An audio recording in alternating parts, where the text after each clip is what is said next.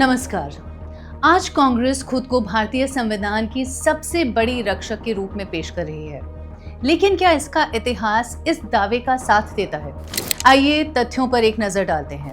Doctor Ambedkar के साथ कांग्रेस का व्यवहार। भारतीय संविधान के शिल्पकार डॉक्टर भीमराव अंबेडकर एक महान विचारक, समाज सुधारक और संविधान निर्माता, लेकिन कांग्रेस ने उन्हें वह सम्मान कभी नहीं दिया जिसके वे हकदार थे। साल 1930 लंदन की round table conference, doctor Ambedkar दलितों की आवाज बनकर पहुंचे, पर कांग्रेस ने इस सम्मेलन का बहिष्कार किया।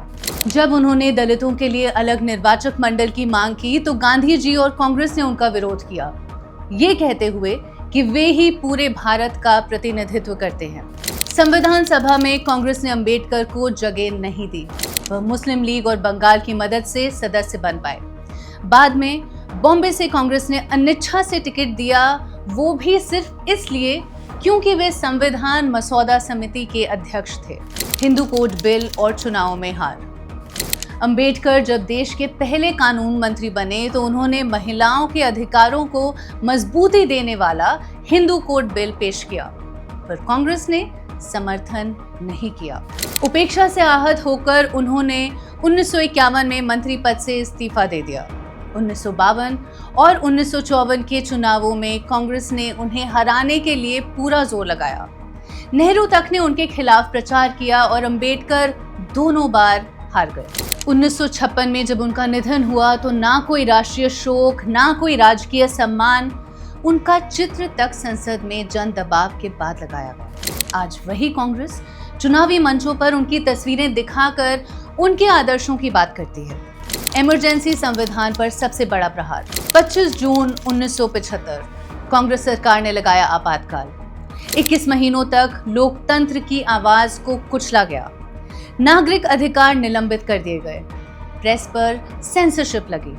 1 लाख से ज्यादा विपक्षी कार्यकर्ता जेल में डाल दिए गए और संविधान की प्रस्तावना में समाजवादी व धर्मनिरपेक्ष शब्द जोड़ दिए गए बिना जन राय के।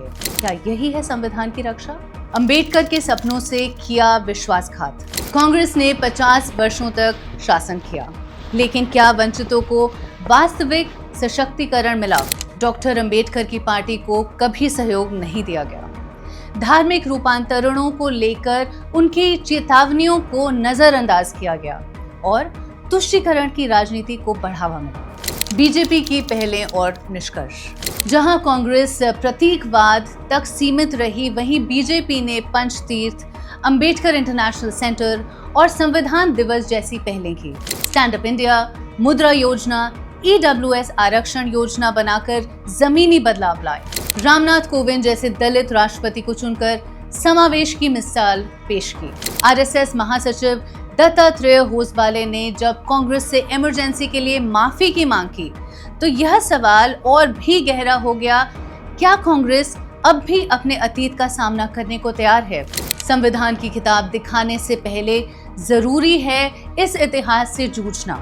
उसमें डॉक्टर अंबेडकर के साथ उपेक्षा हुई और लोकतंत्र को आपातकाल में कुचला गया, क्योंकि असली सवाल यह है, कौन मुश्किल समय में संविधान के साथ खड़ा रहा?